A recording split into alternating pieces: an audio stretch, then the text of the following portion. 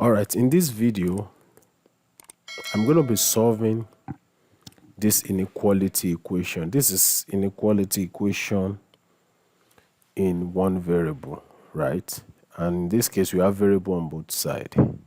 Before I proceed, I need to remind you from one of the videos I said, one of the basic rule of inequality, because we solve inequality problem like a normal equation as well, is that whenever an inequality is divided or multiplied by a negative number, the inequality sign will change. Let me just put that briefly here just as a reminder. For example, if I have minus 3x is less than or equal to 12, it's just for illustration purpose, then it implies that x will be greater than or equal to 12 over minus 3. Why?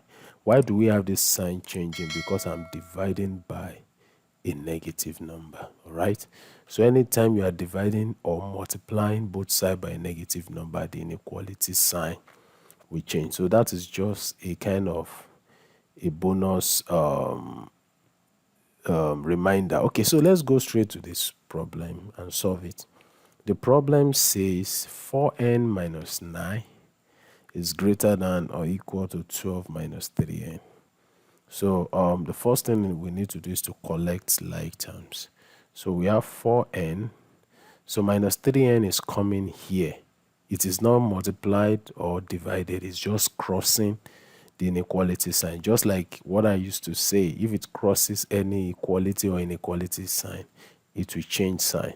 So this one is crossing here. It will now turn to plus what? 3n. But it doesn't change this sign, because I didn't divide or multiply it by any negative. Then this one will now be 12. 9 is also crossing, plus what? 9.